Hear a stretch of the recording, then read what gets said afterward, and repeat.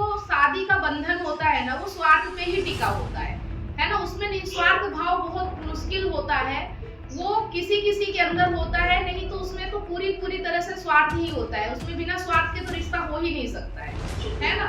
एक स्वार्थ तो यही हो गया कि आप एक स्त्री हो और एक पुरुष हो, एक पुरुष एक स्त्री है, उसको शारीरिक जरूरत है, ये तो सबसे बड़ा स्वार्थ हो गया है ना। इसीलिए तो हम रिश्ता बनाते हैं, इसीलिए तो शादी के बंधन में हम बनते हैं, ठीक है। अगर वो आपको खुल के बोल दे कि मुझे तुम्हारे साथ नहीं रहना और किसी और के साथ अगर रह रहे हैं तो वो गलत नहीं माना जाएगा, ठीक है। परिवार में प्रेम क्यों नहीं? हाल ही में परिवार में किसी अति प्रिय व्यक्ति का देहांत हुआ।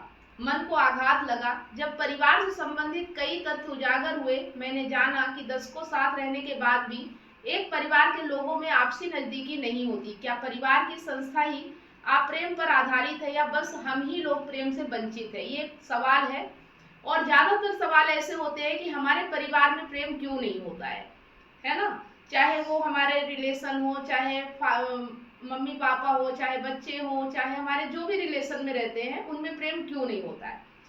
तो देखिए, प्रेम तो रहेंगे, देखिए परिवार तो रहेंगे जब तक इंसान देहा भाव से काम कर रहा है। देह भाव मतलब शरीर भाव से, तब तक उसे दूसरे को भी देह की तरह देखना पड़ेगा। जब तक हम अपने शरीर को शरीर की तरह देखेंगे, अपने आप को हम चेतना की तरह नहीं देखेंगे, तो वैसे ही हम दूसरे को भी शरीर रूप में देखते हैं, देह रूप में देखते हैं। और दूसरे को देह की तरह देखा नहीं कि दूसरे के साथ अलग रहने का, दूसरे के साथ एक तरह के एकांतवास का उससे बड़ा लालच रहेगा, है ना। जब हम किसी को देह की तरह देखते हैं तो फिर उसके साथ एकांतवास, उसके साथ अलग रहना, ये सब हमारे अंदर लालच आ जाता है। तो अपने देखा है कि एक भीड़ में बहुत सारे लोग हों, मान लीजिए जवान लोग हैं, लड़के लड़कियां, उनमें किसी लड़के और किसी लड़की में बात बन जाए तो वो पहला काम क्या करेंगे? मतलब जब भीड़ बहुत सारी होती है, वहां पे अगर एक जवान लड़का है और एक जवान लड़की है, अगर उन दोनों की नजरें मिली और उन दोनों ही जवान है ना, तो उनके बीच जो भी बात बन जाए कि एक दूसरे से बात करने का मन करने लगे, तो पहला काम क्या करेंगे? वो भीड़ से छिटकेंगे, मतलब वो भीड़ से फिर अलग होने लगते हैं, वो भीड़ से एकांत खोजने लगते हैं। ऐसा होता है ना कि जब हमें कोई पसंद आ जाता है या हम किसी को देखने लगते हैं तो फिर हम भीड़ में नहीं रहते, हम एकांत ढूंढने लगते हैं कि बातचीत करने का मौका मिलेगा। वो अपने लिए कहीं कोना खोजेंगे, एकांत खोजेंगे, वो कहेंगे ठीक है, ये जगह ठीक है, पेड़ के नीचे यहाँ आप अपना आराम से बैठ के एकांत में बात कर सकते हैं, बस हम और तुम।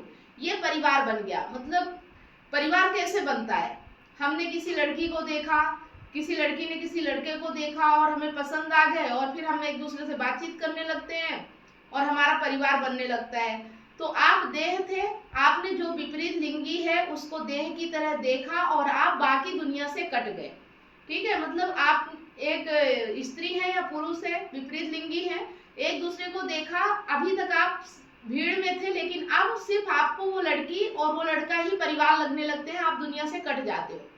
आपने अपना एक अलग कोना खोज लिया, इसी अलग कोने को घर कहते हैं, ठीक है। जहाँ पे फिर ये दोनों एक साथ होते हैं उसे घर कहते हैं। और परिवार और घर एक साथ चलते हैं, परिवार और घर एक साथ चलते हैं। घर क्या है? जो एक परिवार में रहता है, आमतौर पे साधारणतया, मतलब जो एक परिवार में रहे उसे घर कहते हैं, ठीक है। अब अचानक से तो पूरी मनुष्य जाति का उद्बोधन हो नहीं जाएगा। ऐसा तो हो नहीं जाएगा कि हम कल सुबह उठे और अचानक पाए कि जितने लोग हैं वो सब एकदम मुक्त घूम रहे हैं, समाधिस्थ घूम रहे हैं, आदमी आदमी रहेगा, औरत औरत रहेगी, सब में देह भाव है। मुक्त और समाधिस्थ का मतलब समझ रहे हो कि मुक्त हो जाना, मतलब कि हर चीज से मुक्त हो जाना, बंधन से मुक्त हो जाना। समाधि मतलब जो कि एक भाव में चले जाना कि फिर अब किसी से कोई लेना देना नहीं, समाधिस्थ हो जाना, प्रकृतिस्थ हो जाना, आत्मस्थ हो जाना, ये सब एक है, ठीक है। ये लिख लीजिएगा, समाधिस्थ, प्रकृतिस्थ, मुक्त, ये सब एक ही चीज है, ठीक है। तो प्रकृति की बात है, परमात्मा की लीला है, तो लोग ऐसे रहेंगे, लोग ऐसे रहेंगे तो परिवार भी रहेंगे। मतलब जब लोग ऐसे रहेंगे तो परिवार भी ऐसे ही रहेंगे। आदमी और औरत का जो रिश्ता है वो परिवार की नींव है। जहाँ आदमी औरत का रिश्ता है तहाँ वो कहेंगे कि हमें देखो, अपने लिए एक अलग कमरा चाहिए, हमें 4 दीवारें चाहिए जो हमें पूरी दुनिया से अलग कर दे। पूरी दुनिया से अलग होंगे तभी तो हम दोनों आपस में एक अनुभव कर पाएंगे। ये सब शरीर की पुरानी मूर्खताएं होती है। इन पे हम बहुत बार बात कर चुके हैं कि जो झूठे रिश्ते होते हैं उनकी पहचान यही होती है कि उनमें आप एक दूसरे के तभी हो सकते हैं जब आप बाकी पूरी दुनिया से कट गए हो, और इन चीजों को हम बड़ी मिठास के साथ सम्मान देते हैं। बात समझ में आ रही है कि जो परिवार को महत्व देता है, जो अपने घर को इम्पोर्टेंट देता है, वो पूरी दुनिया से कट जाता है। उसको फिर दुनिया से मतलब नहीं रहता, उसको सिर्फ अपने परिवार से मतलब रहता है। और परिवार भी कैसा कि जहाँ एक दूसरे को शरीर के रूप में देख रहे हैं, चेतना से कोई लेना देना नहीं। तो कोई आपसे कहे कि नहीं पूरी दुनिया को भूल जाओ, मुझे याद रखो, या मैं पूरी दुनिया को भूल गया हूँ बस तुम्हें याद रखता हूँ, तो इन बातों को हम बड़े सम्मान से, बड़े प्रेम से सुनते हैं, जबकि ये बड़ी जहरीली बातें हैं। इसका मतलब यही है कि घरौदा बनने को तैयार है, दूसरे व्यक्ति को देह की तरह देखा जा रहा है। जहाँ दूसरे को देह की तरह देखोगे वहां उसका शोषण भी करोगे ही करोगे। यही तो हिंसा है, मूल हिंसा देह भाव ही तो है।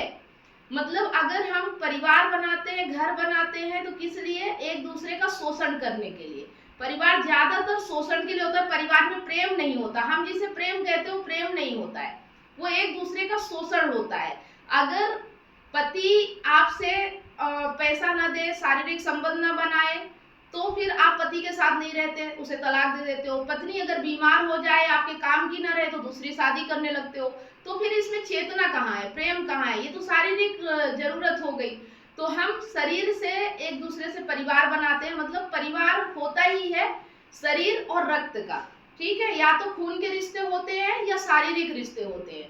जैसे कि हमने पहले भी बात की है कि खून के रिश्ते मतलब हमारे जो बच्चे होंगे वो खून के रिश्ते हो गए, और पति पत्नी एक दूसरे से शारीरिक रूप से जुड़े होते हैं, तो ये कहलाता है परिवार, ठीक है? तो खैर ये सब चलता रहता है और परिवार बढ़ता रहता है, ये होता रहेगा। क्या करें फिर? ये तो होता ही रहेगा, तो करे क्या?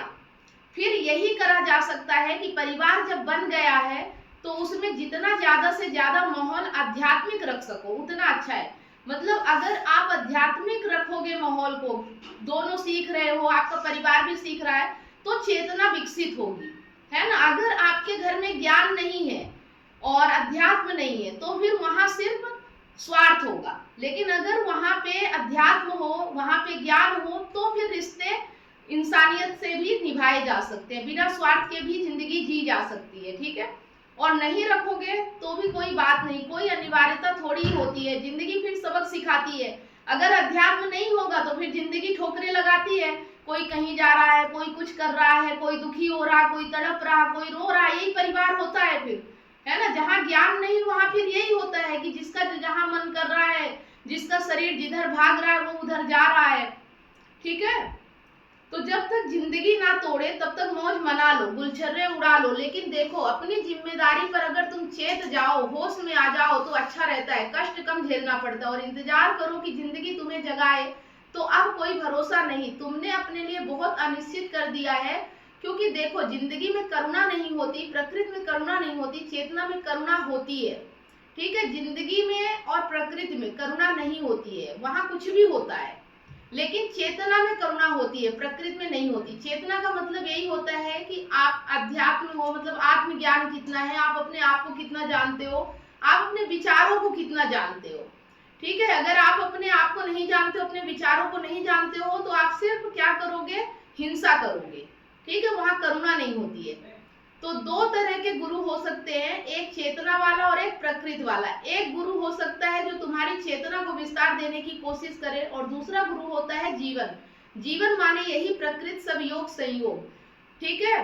तो एक गुरु होता है जो आपकी चेतना को विकसित करता है, जैसे आप यहाँ गीता पढ़ रहे हो, अध्यात्म सीख रहे हो, ये आपकी चेतना को बढ़ा रहा है, ठीक है? यहाँ शरीर भाव कम होगा। और दूसरा होता है जीवन। फिर जीवन आपको जब सिखाता है ना, तो थपेड़े लगाता है, ठोकरे देता है, और फिर आप सीखते हो। कोई होता है कि सीख भी जाता है और कोई होता है कि मरते दम तक नहीं सीखता है ना?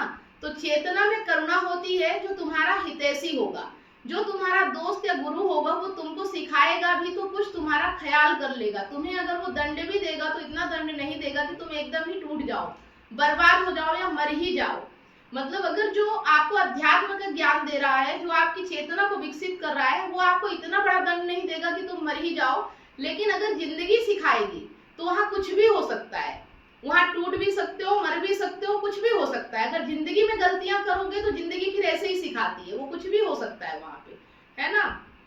तो जिंदगी किसी तरह कोई करुणा भाव या दया भाव नहीं रखती है, उसको किसी को रियायत देने में कोई रुचि नहीं है। प्रकृति किसी भी विशिष्ट जीव की परवाह करती ही नहीं, वो तो संख्याओं पर चलती है। मादा खरगोश 8 बच्चे पैदा करेंगी, प्रकृति कह रही है 8 होंगे तो कोई 2-3 बच जाएंगे। वो कौन से 2-3 बचेंगे, प्रकृति को मतलब नहीं। तो किसी एक की कोई परवाह प्रकृति कभी करती ही नहीं। तुम प्रकृति की नजरों में कुछ नहीं हो, ठीक है, प्रकृति की नजरों में तुम कुछ भी नहीं हो, वहां कुछ भी होता रहता है। प्रकृति की नजर में दल होता है, दल मान्य होता है, प्रकृति समूह को सम्मान देती है और जीव विशेष के लिए उसके पास किसी तरह की कोई गुंजाइश नहीं होती। तो प्रकृति जब सिखाती है, माने जीवन जब सिखाता है, तो उसका कुछ भरोसा नहीं कि वो कैसे सिखाएगा। बहुत बुरे तरीके से, बहुत लताड़ करके सिखा सकता है। और चूंकि उसकी केंद्रीय मंशा सिखाने की नहीं होती, उसका तो कर्मफल का सिद्धांत है, जो करोगे सो भुगतोगे, ठीक है। जिंदगी में अगर तुम गलत करोगे तो गलत परिणाम मिलेगा, सही करोगे तो सही परिणाम मिलेगा। जिंदगी तो चलती है वो तुम्हारे कर्मों के ऊपर, ठीक है। तो वो ये भी नहीं सोचता कि तुम सीखने में जियोगे कि मर जाओगे, है ना। वो सिखाएगी तो कि तुम गलत रास्ते पे हो तो गलत परिणाम दिखाएगी कि हाँ तुम्हें ठोकरे मारेगी, तुम्हारा जीवन बर्बाद हो जाएगा, लेकिन वो सिखाने के लिए नहीं, वो तुम्हारा कर्म फल होता है। लेकिन उसमें अड़चन रहती है, जैसा हमने कहा, परिवार में माहौल आध्यात्मिक ना भी हो तो भी परिवार मजे में चलते रहते हैं। सुख सुविधाएं बहुत हो गई है, दुख रोग कम हो गए हैं। विज्ञान, तकनीक, चिकित्सा शास्त्र, इन्होंने दुखों को बहुत कम कर दिया है। तो आदमी के भीतर एक गलतफहमी आ गई है कि जरूरत क्या है धर्म की, बिना धर्म के भी काम तो मौज में चल रहा है। हाँ चल रहा है, जब तक चल ले। देख लो, एक तो तुम आदमी हो स्थूल, तुम्हें सिर्फ बाहर की मौज समझ में आती है और बाहर मौज चल रही है, पर अंदर तो मौज तुम्हारे वैसे ही नहीं चल रही। पर बाहर की मौज भी लगातार नहीं चल सकती, मतलब बाहर कितनी भी मौज हो, लेकिन भीतर तो हमारे तकलीफ ही रहती है, दर्द ही रहता है, तड़प ही रहती है ना। कितना भी आपके पास पैसा हो, कितना भी अच्छा घर हो, कितनी भी अच्छी फैमिली हो, लेकिन फिर भी अंदर एक बेचैनी रहती है, एक तड़प रहती है। तो ये सब तो होता ही रहता है, लेकिन जब तुम सही जिंदगी नहीं जीते हो तो फिर बाहर भी तकलीफ होना शुरू हो जाती है। तो चल तो रही थी बाहर की मौज, कर तो दिया कोरोना वायरस ने आक्रमण, बाहर की मौज भी कहाँ गई। मतलब बाहर मौज चल रही थी, लेकिन अब प्रकृति के साथ छेड़छाड़ हुआ तो प्रकृति ने कोरोना वायरस फैला दिया। अब देखो कितने लोगों की जानें चली गई, प्रकृति को कोई फर्क नहीं पड़ता, आज भी प्रकृति चल रही है। लेकिन फर्क उसे पड़ता है जो गलत जिंदगी जिएगा, जिसने एसी के हवा खाया, जिसने धूप नहीं लिया, जिसने प्रकृति का साथ नहीं चला, जिसने अपनी मौज में जिया, उसको ज्यादा प्रताड़ना झेलनी पड़ी कोरोना टाइम पे। जो मजदूर थे, जो बाहर निकलते थे, जो मजबूत थे, उन्हें कोरोना वायरस इतना प्रभावित नहीं किया। तो ये भी देखना है कि तुम जिंदगी कैसी जीते हो। अगर ज्यादा ऐशो आराम की जिंदगी जियोगे ना, तो भी जिंदगी तुम्हें तकलीफ देगी। तो ये प्रकृति, यहाँ सब कुछ होता रहता है। पलक झपकते दुनिया की तस्वीर बदल गई, पलक झपकते। ये अब उनको दंड मिला है जो सोचते हैं कि बिना धर्म के भी हिंसा भरा, बेहोशी भरा जीवन जी लेंगे और मौज में जिंदगी गुजार लेंगे। तुम हिंसा भरा, बेहोशी भरा जीवन जी रहे हो, तो पहली बात तो ये कि आंतरिक मौज में तुम हो ही नहीं, और दूसरी बात ये है कि ये जो तुम बाहरी मौज भी कर रहे हो, इस पर पता नहीं कब गाज गिर जाए, जैसे अभी गिर गई है। जो बाहरी मौज भी है तुम्हारी, ये भी टूट के रहेगी। लेकिन संयोग हो सकता है, सौभाग्य तुम्हारा ऐसा हो सकता है कि बाहरी मौज तुम्हारी चल जाए 70-80 साल और उतने में कोई प्राकृतिक आपदा ना आए, लेकिन बाहरी मौज तुम्हारी चल भी रही है, तो हम कह रहे हैं आंतरिक मौज तो तुम्हारी नहीं चल रही है। खैर, आंतरिक के प्रति बहुत लोग संवेदनशील होते ही नहीं, तो आंतरिक मौज है या नहीं है इसका उन्हें कुछ पता ही नहीं होता। मतलब हम भीतर से तकलीफ में है या नहीं, ये बहुत लोगों को पता ही नहीं चलता। ये तो तब पता चलता है ना, जब एकदम ही भीतर रहना मुश्किल हो जाए, जब तड़प और बेचैनी इतनी बढ़ जाए कि अब जीवन ही जी नहीं पा रहे हैं, अब तो डिप्रेशन हो रहा है, परेशानी हो रही, चिंता हो रही, तब जाके पता चलता है कि भीतर हमारे तकलीफ हो रही। नहीं तो हम तो सोचते बढ़िया जिंदगी चल रही है, कुछ हो ही नहीं रहा हमारी जिंदगी में। तो वो बस बाहर की ओर देखते हैं, बाहर की खुशियां गिनते हैं, उन्हें लगता है बाहर सब खुशी खुशी है, तो कहते हैं सही है, बढ़िया है, सब ठीक है। इसलिए परिवारों में आध्यात्मिक माहौल नहीं होता। परिवार कहता है बिना अध्यात्म, ये ही जब घर में पैसा बढ़ता है, मौज बढ़ती जा रही है, विलासिता बढ़ती जा रही है, यासी बढ़ती जा रही है, खुशियां ही खुशियां बरस रही है, तो धर्म की जरूरत क्या है। हमने कहा कि ये जो परिवार की सोच है इसमें दो तल बड़ी खोट है, दो तल पर बड़ी खोट है। पहली बात तो ये कि तुम जिनको खुशियां बोल रहे हो वो बाहरी खुशियां हैं, अंदर कोई खुशी वुशी नहीं है, उसका प्रमाण मिल जाएगा। अगर तुम परिवार के सदस्यों के मानस को थोड़ा सा भी खरोचो, उनके मन में थोड़ी सी भी गहराई से जा करके देखो, तो पता चल जाएगा कि अंदर ही अंदर उनमें बड़े रोग है, बड़ी समस्याएं, तमाम तरह के मानसिक विकार है। तो पहली बात तो खुशियां तुम्हारी बाहरी हैं, अंदर ही अंदर रोग है। और दूसरी बात, जो बाहरी खुशियां भी हैं उनको हमने कहा उनमें क्या विघ्न पड़ जाए, उन पर कब गाज गिर जाए हम नहीं जानते। तो जहां तक हो सके परिवार को आध्यात्मिक रखिए। परिवार तो रहेंगे, आदमी है, औरत है, बच्चे हैं, परिवार तो रहेंगे, लेकिन उनमें जितना ज्यादा हो सके आध्यात्मिक माहौल बनाइए, तो आपका जीवन अच्छा होगा। ठीक है, अगर ज्ञान लेते रहेंगे, अध्यात्म अपने भीतर देखते रहेंगे, क्या सही है क्या गलत है, कहाँ पे क्रूरता हो रही, कहाँ पे हिंसा हो रही, ये सब समझते रहेंगे, तो जीवन खुशियों से भरा होगा। नहीं तो बाहर कितनी भी खुशियां मिल जाए, बाहर कितना भी पैसा हो जाए, बाहर कितना भी अच्छा घर बन जाए, कितना भी अच्छा फैमिली मिल जाए, लेकिन अगर भीतर तकलीफ है तो आप जी नहीं पाओगे। और भीतर की तकलीफ को सिर्फ अध्यात्म खत्म कर सकता है, इसके अलावा कोई और रास्ता नहीं है ना। आप दुनिया के पूरे रास्ते उपाय करके देख लो, कोई रास्ता है ही नहीं जो आपको भीतर से खुशी दे सके। ठीक है, तो चलिए, जिसको भी अभी समझ में आ गया है, आपने समझ लिया, हर बात को मैंने बहुत अच्छे से समझाया है, लिख लीजिए, नोट कर लीजिए, फिर परीक्षा पेपर में ये मत कहिए कि मुझे समझ में नहीं आया। अभी पूछ लीजिए जो नहीं समझ में आया, है ना। चलिए,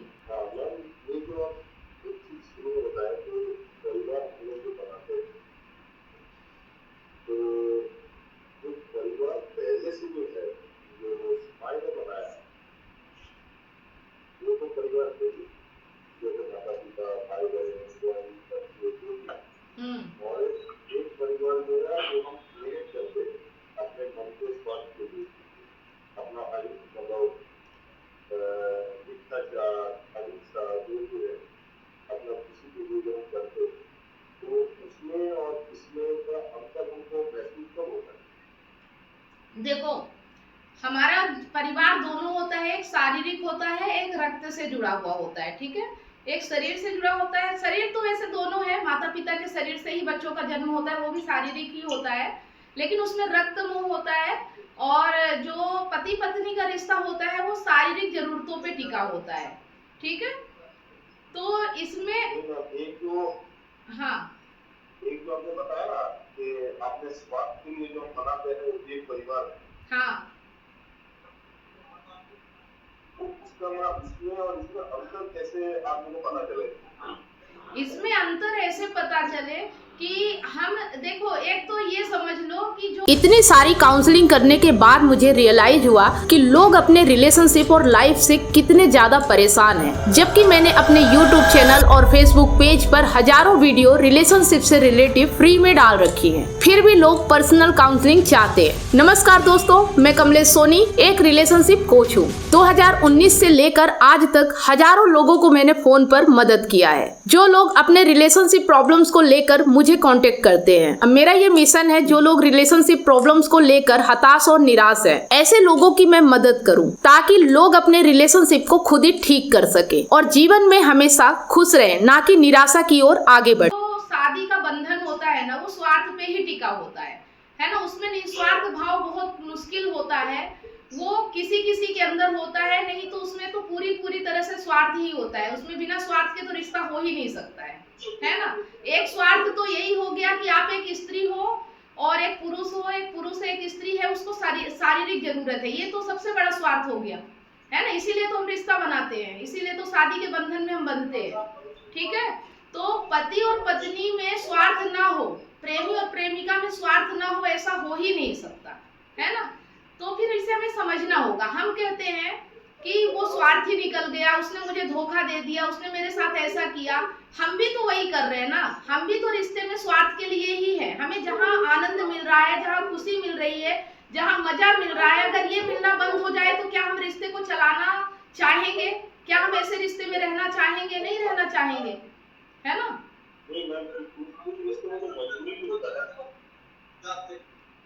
मजबूरी, जैसे अगर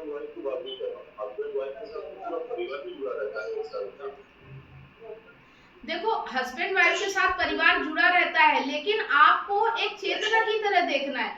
मतलब यहाँ ये बताया जा रहा है कि परिवार के साथ तो रहो, लेकिन उससे शारीरिक जरूरतें होती हैं, जो बाहरी जरूरतें होती हैं, उसको सिर्फ इतना ही देखो कि जरूरतें। रिश्ता आपका चेतना से होना चाहिए। चेतना का मतलब होता है ज्ञान से होना चाहिए, एक दूसरे को समझना चाहिए। तो तब आप दूसरे की चेतना को समझोगे जब अपने आप को आप समझोगे, जब अपने खुशी अपने गम को आप समझ पाओगे, जब अपने स्वार्थ अपने लालच को देख पाओगे, तभी ना आप दूसरे को भी देख पाओगे, समझ पाओगे। ये सोचो, है ना। तो रिश्ते में देखो, रिश्ते में रहना है वो कोई गलत नहीं है, लेकिन रिश्ते में सिर्फ स्वार्थ रहना ये गलत है ना। स्वार्थ तो रहेगा, समझ रहे हो। स्वार्थ जब तक ये शरीर है स्वार्थ रहेगा, है ना। खाने का स्वार्थ रहेगा, साथ रहने का स्वार्थ रहेगा, एक दूसरे की जरूरत भी पड़ेगी, एक दूसरे के लिए बीमार भी पड़ गए तो भी आवश्यकता पड़ेगी सेवा की, लेकिन सिर्फ स्वार्थ नहीं होना चाहिए, उसमें चेतना होनी चाहिए, उसमें ज्ञान होना चाहिए। मतलब अपने स्वार्थ के लिए किसी का उपयोग नहीं करना चाहिए, किसी का यूज नहीं करना चाहिए, किसी को नोच खसोट नहीं करना चाहिए, किसी के साथ जबरदस्ती नहीं करना चाहिए, ठीक है। ये तो एक परिवार हो गया। हाँ। और जो परिवार हम सिर्फ अपने स्वार्थ के लिए बात करते हैं, वो तो परिवार है, आप बताएं। हाँ। तो उसमें और इसमें अंतर क्या है, मैं ये पूछना चाह रहा हूँ। बाहर मतलब जो एक लड़की और लड़के का रिलेशन होता है। हाँ, मतलब जैसे अपने जो परिवार जो समाज में जो बनाया, शादी का बंधन हो, माता पिता हो, भाई बहन हो, बेटी हो, ये तो समाज ने बना दिया, और हम जो क्रिएट कर रहे हैं अपने सिर्फ अपने खुशी के लिए, तो वो परिवार और ये परिवार में अंतर क्या है? देखो, किसी परिवार में अंतर नहीं है, दोनों सेम ही है। बस एक समाज ने बनाया, एक हमने बनाया तो बंधन ही है ना। बस अंतर ये है कि हम उसे समझते हैं कि मतलब गलत और सही, और गलत सही वाकई में ये है कि हम किसी और के साथ रहते हुए अगर बना रहे तो धोखा देना गलती कहलाता है। बाकी गलत तो कुछ है ही नहीं ना दुनिया में, समझ रहे हो। वहां भी स्वार्थ है, यहाँ भी स्वार्थ है। अगर रानी जी आपके साथ है या रानी जी किसी और के साथ भी है, तो गलती वहां नहीं है, गलती ये है कि वो आपके साथ रहते हुए दूसरी जगह है, ये गलत है, ठीक है। अगर वो आपको खुल के बोल दे कि मुझे तुम्हारे साथ नहीं रहना और किसी और के साथ अगर रह रही, तो वो गलत नहीं माना जाएगा, ठीक है। गलत तो तब होता है कि जब हम ये ना समझें कि हम झूठ बोल रहे हैं और ये तकलीफ आपको नहीं मिलेगी, ये तकलीफ उनके भीतर मिल रही है। वो झूठ बोल रही, वो छल कर रही, वो कपट कर रही है, तो उनको अंदर से तकलीफ होगी, अपने भीतर उनको तड़प होगी, बेचैनी होगी, सुख नहीं मिलेगा उन्हें, समझ रहे हो। वो दो रिश्तों को नहीं संभाल पाएंगी, ये चीज उन्हें समझना पड़ेगा, नहीं तो वो घुट के मर जाएंगी, न इधर रह पाएंगी न उधर रह पाएंगी, है ना। और जैसा कि हमने वीडियो दिया था आप लोगों को जो वीडियो दिया था वो देखने को बोला था कि देखना सिर्फ अपने अपने को केंद्र में रख के, पति या पत्नी को नहीं। जब आप एक अच्छे इंसान बनोगे ना, तो ही आप दूसरे के साथ अच्छे से रिश्ता निभा सकते हो। अगर आप एक अच्छे इंसान नहीं हो तो दूसरे के साथ रिश्ता भी आप निभाओगे तो कहीं ना कहीं स्वार्थ होगा, कहीं ना कहीं लालच होगा, कहीं ना कहीं कामना होगी। अगर रानी जी अच्छी इंसान नहीं बनती और भले वो कहती है कि मैं बाहर कुछ नहीं करूंगी, ठीक है, उसको छोड़ देंगी, लेकिन आपके साथ भी रहेंगी तो स्वार्थ से ही रहेंगी, वहां प्रेम नहीं होगा।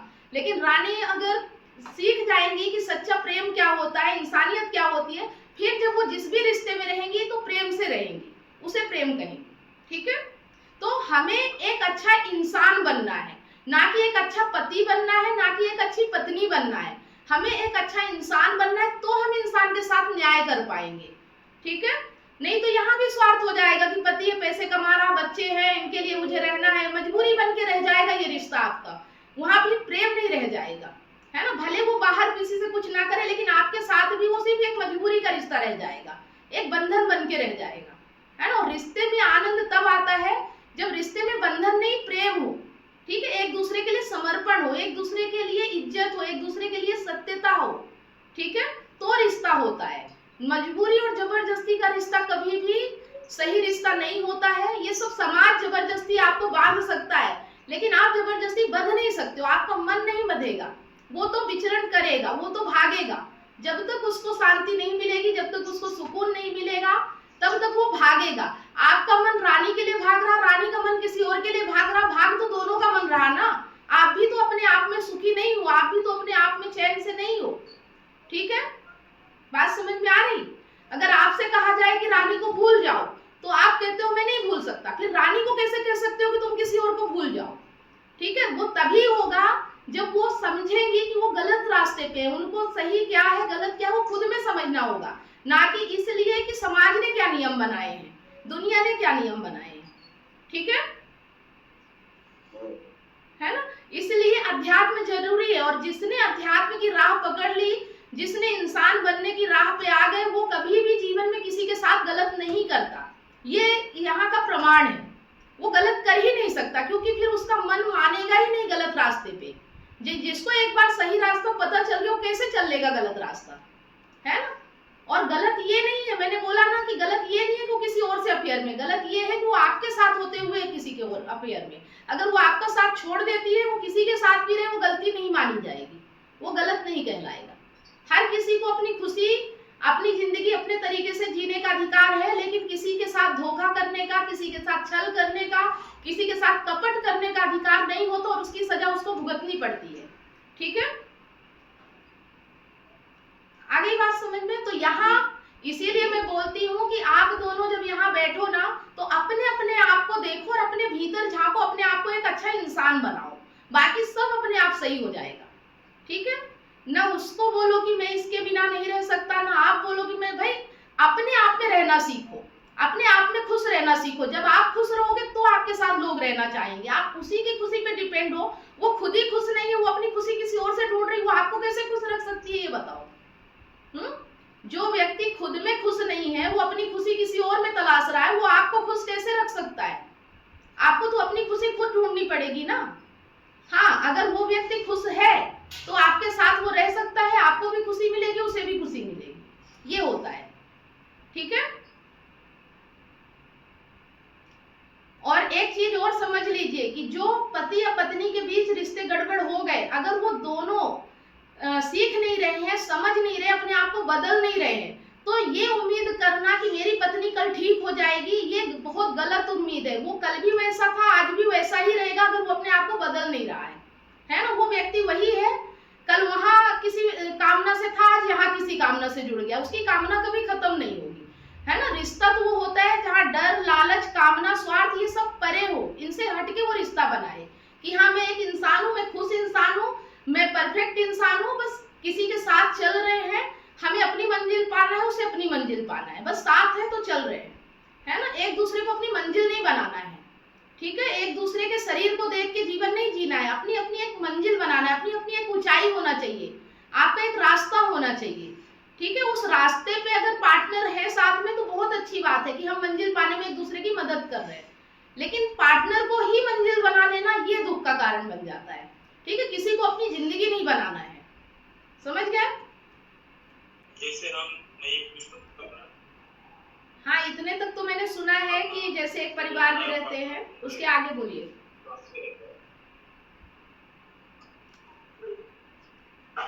तो हमेशा स्वार्थ से जुड़ा होता है ना। हाँ हाँ, नया पार्टनर ढूंढ रहे, पहले तो हमको पता नहीं होता ये क्या क्या है, तो नया पार्टनर ढूंढते क्या क्या हमको सोचना चाहिए कि वो आगे ऐसी प्रॉब्लम ना हो। देखिए, कुछ भी नहीं, ज्यादा नहीं सोचना है। जिस दिन आप अपने आप को समझने लगोगे ना, जिस दिन आप अपने भीतर की आवाज को समझने सुनने लगोगे, उस दिन आपको कुछ नहीं सोचना पड़ेगा। आपके सामने जो भी व्यक्ति आएगा, आप समझ जाओगे कि वो व्यक्ति इंसानियत के रिश्ते से जुड़ रहा है, स्वार्थ से, और स्वार्थ है तो कितना है। ठीक है, स्वार्थ हावी नहीं होना चाहिए, स्वार्थ होना चाहिए लेकिन स्वार्थ हावी नहीं होना चाहिए आपके ऊपर। ठीक है,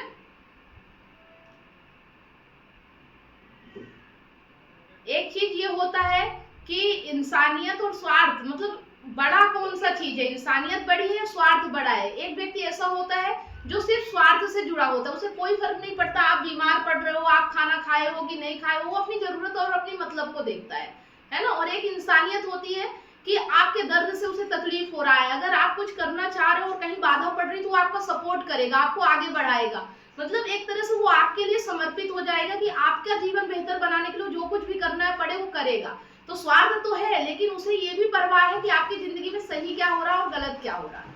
ठीक है, और एक होता है कि सिर्फ स्वार्थ से मतलब होता है पैसे की जरूरत है तो पैसा ले लेगा, खाने की जरूरत है खाना, घर की जरूरत, लेकिन वो आपसे रिश्ता नहीं रखेगा, आपसे उसका मतलब नहीं रहेगा। मतलब आप अच्छे हो या बुरे हो, कैसे भी हो, वो सिर्फ स्वार्थ से मतलब रखता है।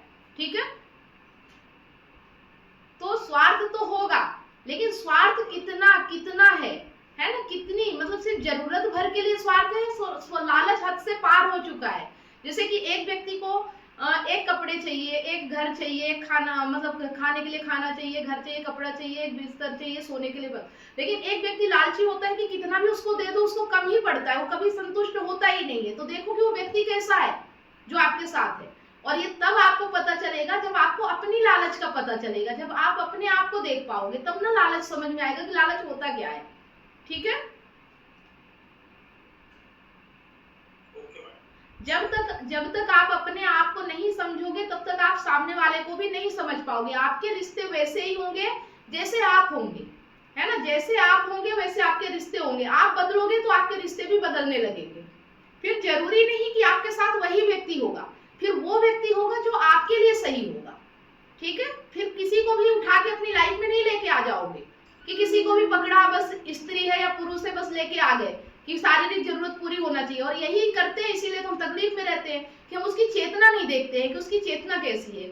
ठीक है, इसलिए हम परेशान होते हैं, है ना। ज्यादातर शादी किससे होती है? शरीर से, देह से।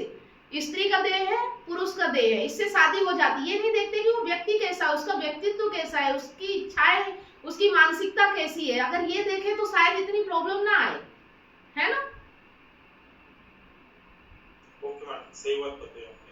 ठीक है, तो कभी भी इंसान के बाहरी चीजों को देख के अट्रैक्ट मत हो, उसकी चेतना देखो, उसका जीवन कैसा है, उसके जीवन के लक्ष्य क्या है, उसके गोल क्या है, उसका रहन सहन कैसा है, उसका बात व्यवहार कैसा है, तब जाके उसे अपनी लाइफ में लेके आओ। पर ये जज तब आप कर पाओगे ना जब आपको पता हो कि सही क्या है और गलत क्या है। आप ही नहीं जानते हो तो आप जज कैसे करोगे, है ना। एक शराबी इंसान है, वो नशे में है, वो होशमंद इंसान को कैसे पहचानेगा? वो अपनी तरह ही किसी शराबी को पकड़ लेगा, है ना।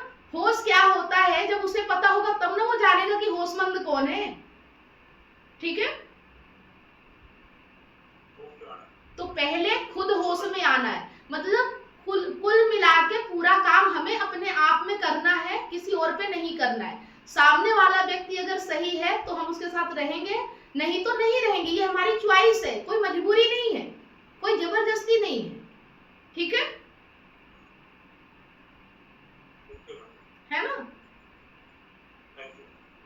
ओके, हाँ बताइए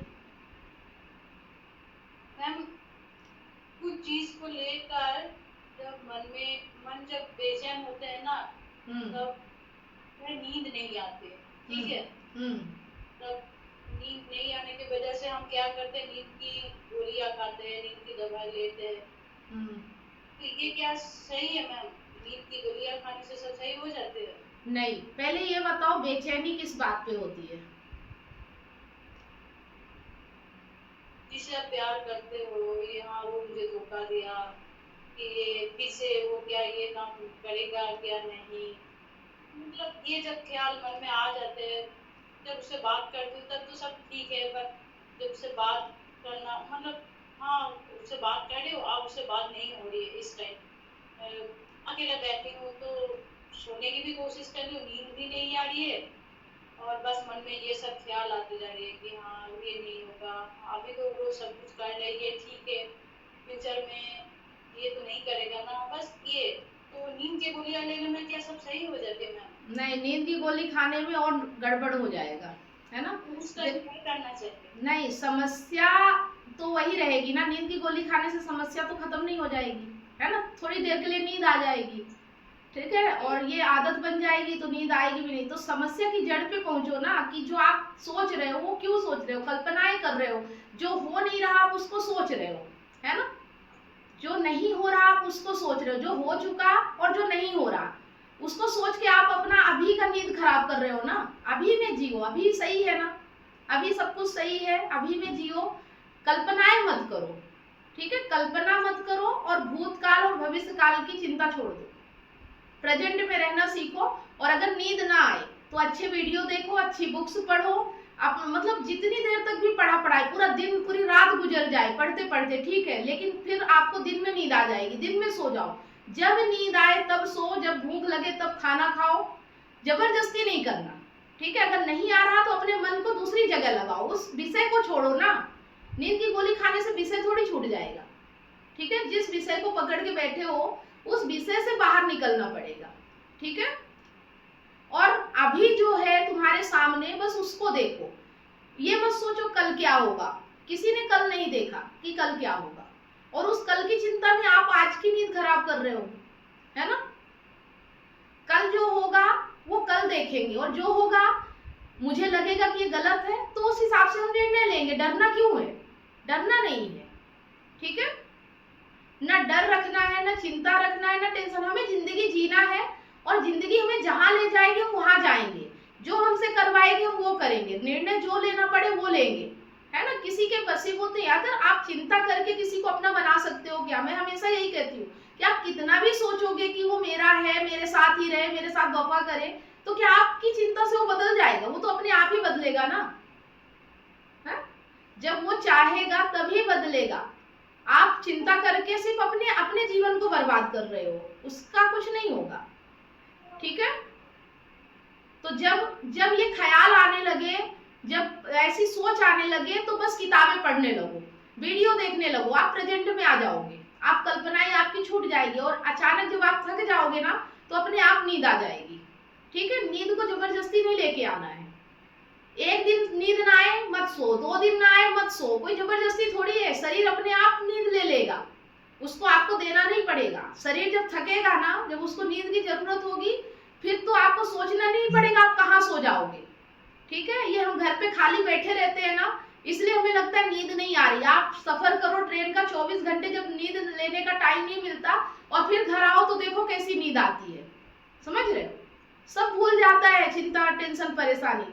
तो इसका मतलब हम अपने दिमाग को बिजी नहीं रख रहे हैं, हम उसे खाली छोड़ रहे हैं, उसको हम कल्पनाएं करने दे रहे हैं, उसको हम चिंता में डाल रहे हैं, है ना। उसको खाली नहीं छोड़ना है, उसको दिन भर काम में लगा के रखना है।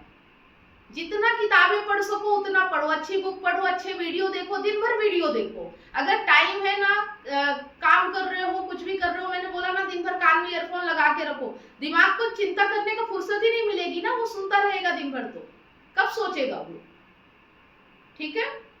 उसको खाली मत छोड़ो, यही उपाय है कि उसको खाली मत छोड़ो, उसको चिंता करने से रोको। जब भी आप कल्पना में जाने लगो ना, उसको प्रेजेंट में लेके आ जाओ, और जब प्रेजेंट में रहोगे दिमाग थक जाएगा तो अपने आप वो नींद मांगेगा और सोएगा।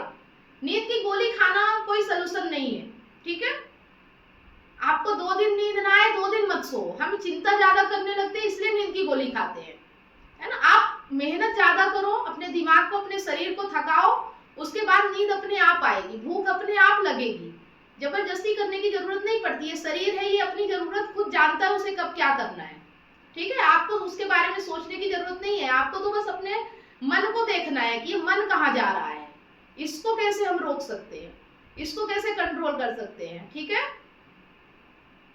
मन को आप बिजी रखो, उसको खाली मत छोड़ो। आ गया समझ में? चलो। जिस तरह से आपको बीमारी ठीक करने के लिए एक्सपर्ट डॉक्टर की जरूरत होती है, वो चेकअप करके आपका इलाज करता है, उसी तरह से आपको एक काउंसलर की जरूरत पड़ती है आपकी एग्जैक्ट प्रॉब्लम को समझकर उसका सलूशन देने के लिए। तो आप दिए गए नंबर पर काउंसलिंग के लिए अपॉइंटमेंट बुक करा सकते हैं।